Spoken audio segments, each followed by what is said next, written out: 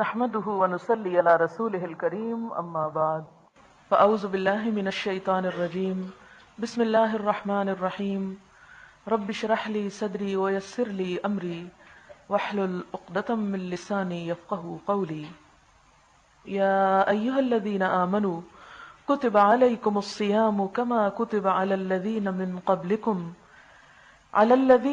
قبلكم لعلكم تتقون ایاما معدودات فمن كان منكم مريضا او على سفر فعدة من ایام اخر وعلى الذين يطيقونه فدية طعام مسكين فمن تطوع خيرا فهو خير له وان تصوموا خير لكم ان كنتم تعلمون شهر رمضان الذي انزل فيه القرآن هدى للناس وبينات من الهدى والفرقان فمن شهد منكم الشهر فليصمه ومن كان مريضا أو على سفر فعدة من أيام أخر يريد الله بكم اليسر ولا يريد بكم العسر ولتكملوا العدة ولتكبروا الله على ما هداكم ولعلكم تشكرون وإذا سألك عبادي عني فإني قريب اجیب دعوت الداعی اذا دعانی فلیستجیبوا لی وليؤمنوا بی لعلهم یرشدون احل لکم لیلۃ الصیام الرفث الی نسائکم ہن لباس لکم وانتم لباس لہن علم اللہ انکم کنتم تختانون انفسکم فتاب علیکم وعفا عنکم فالآن باشروہن وابتغوا ما كتب اللہ لکم وکلوا واشربوا حتى يتبين لكم الخيط الأبيض من الخيط الأسود من الفجر ثم أتموا الصيام إلى الليل ولا تباشروهن وأنتم عاكفون في المساجد تلك حدود الله فلا تقربوها كذلك يبين الله آياته للناس لعلهم يتقون صدق اللہ العظیم۔ شروع کرتی ہوں اللہ کے نام سے جو بے انتہا مہربان نہایت رحم فرمانے والا ہے۔ اے لوگو جو ایمان لائے ہو، تم پر روزے فرض کر دیے گئے جس طرح تم سے پہلے انبیاء کے پیروکاروں پر روزے فرض کیے گئے تھے۔ اس سے توقع ہے کہ تم میں تقوی کی صفت پیدا ہوگی۔ چند مقرر دنوں کے روزے ہیں۔ اگر تم میں سے کوئی بیمار ہو یا سفر پر ہو تو دوسرے دنوں میں اتنی ہی تعداد پوری کر لے۔ جو لوگ روزہ رکھنے کی قدرت رکھتے ہوں پھر نہ رکھیں تو وہ فدیہ دیں۔ ایک روزے کا فدیہ ایک مسکین کو کھانا کھلانا ہے، اور جو اپنی خوشی سے کچھ زیادہ بھلائی کرے تو یہ اسی کے لیے بہتر ہے۔ لیکن اگر تم سمجھو تو تمہارے حق میں اچھا یہی ہے کہ روزہ رکھو۔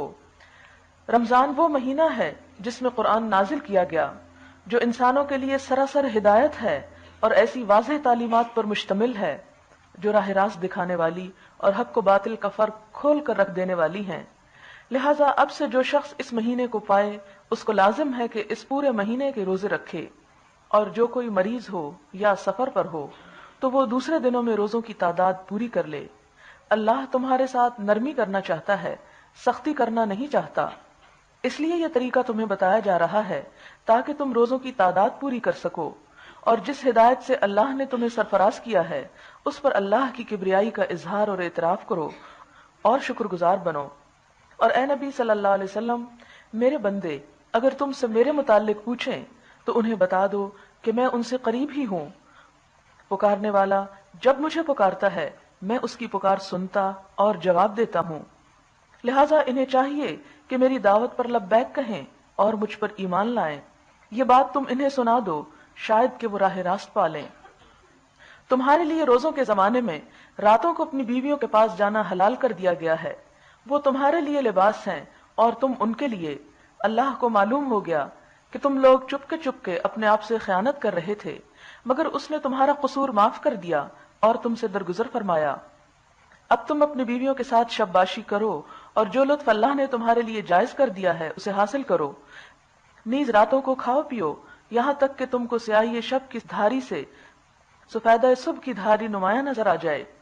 تب یہ سب کام چھوڑ کر رات تک اپنا روزہ پورا کر لو، اور جب تم مسجدوں میں اعتکاف کی حالت میں ہو تو بیویوں سے مباشرت نہ کرو، یہ اللہ کی باندھی ہوئی حدیں ہیں، ان کے قریب مت پھٹکنا۔ اس طرح اللہ اپنے احکام لوگوں کے لیے بصراحت بیان کرتا ہے، توقع ہے کہ وہ غلط رویے سے بچیں گے۔ روزے کی فرضیت کے بارے میں قرآن پاک کی یہ آیات ایک واضح دلیل ہیں، جیسا کہ اس میں اہل ایمان سے خطاب ہے، یا ایھا الذین آمنو، ایمان والوں کو پکار کر جس بات کا حکم دیا جا رہا ہے وہ ہے کتب علیکم الصیام، روزے تم پر لکھ دیے گئے، یعنی لازم کر دیے گئے، فرض کر دیے گئے۔ روزہ ان عبادات میں سے ہے جو امت مسلمہ پر فرض ہیں، اور یہ صرف امت مسلمہ ہی کے لیے فرض نہیں بلکہ اس سے پہلے کی امتوں پر بھی روزہ فرض کیا گیا، جیسا کہ یہاں پر فرمایا گیا کہ کما کتب علی الذین من قبلکم، جیسا کہ ان لوگوں پر بھی فرض تھا جو تم سے پہلے گزرے۔ صحیح بخاری اور مسلم کی حدیث میں بھی روزے کی فرضیت کے بارے میں نبی صلی اللہ علیہ وسلم کا یہ ارشاد یا فرمان موجود ہے۔ عن ابن عمر رضی اللہ عنہما قال قال رسول اللہ صلی اللہ علیہ وسلم، نبی صلی اللہ علیہ وسلم نے فرمایا، بنی الاسلام علی خمس، اسلام کی بنیاد رکھی گئی ہے 5 باتوں پر، 5 چیزوں پر۔ نمبر 1، شہادت اللہ الہ الا اللہ، اس بات کی گواہی کہ اللہ کے سوا کوئی الہ نہیں، وان محمدًا عبدہ ورسولہ، اور یہ کہ محمد صلی اللہ علیہ وسلم اس کے بندے اور اس کے رسول ہیں، واقام الصلاۃ، اور دوسری چیز نماز قائم کرنا، وایتاء الزکوٰۃ، تیسری چیز زکوٰۃ ادا کرنا، والحج، اور حج کرنا، وصوم رمضان، اور رمضان کے روزے رکھنا۔ تو گویا اس حدیث سے ہمیں روزے کی فرضیت کا علم ہوتا ہے۔ سوال یہ پیدا ہوتا ہے کہ روزہ کس چیز کا نام ہے؟ روزہ اصطلاح میں صبح سحری سے لے کر افطار کے وقت تک، حتی یتبین لکم الخیط الابیض من الخیط الاسود من الفجر، سیاہی شب کی دھاری سے سفیدہ صبح کی دھاری جب نمایاں ہو جائے تو اس وقت سے لے کر سورج کے غروب ہونے تک کھانے پینے اور جنسی خواہشات کی تکمیل کرنے سے بچنے کا نام ہے۔ گویا فقہی اصطلاح میں روزہ چند چیزوں کو چھوڑنے کا نام ہوا، لیکن اللہ تعالیٰ نے وہ چیزیں جو عام حالات میں ہمارے لیے حلال قرار دیں، وہ روزے کی حالت میں ہم سے کیوں چھڑوا دیں؟ کیا اللہ تعالیٰ کو ہم سے کوئی عداوت ہے، کوئی ناراضگی ہے، کوئی دشمنی ہے، ہمیں ستانا مقصود ہے، ہم سے کوئی انتقام لینا ہے؟ نہیں۔ یا اللہ تعالیٰ کا اس میں اپنا کوئی فائدہ ہے؟ نہیں۔ پھر کیا غرض ہے؟ کھانا پینا جو ایک حلال چیز ہے اسے ہم سے کچھ گھنٹوں کے لیے کیوں چھڑوا دیا گیا، اور اس میں تھوڑا سا بھی کھانا یا ایک قطرہ بھی حلق سے نیچے اتارنا ممنوع قرار دیا گیا؟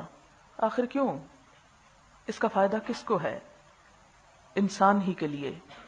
خود اللہ تعالیٰ نے فرمایا لعلکم تتقون، تاکہ تمہارے اندر تقوی پیدا ہو، تاکہ تم بچ سکو۔ تقوی کیا چیز ہے؟ جو دراصل ہمارے اندر روزے کے ذریعے پیدا کیا جانا مقصود ہے۔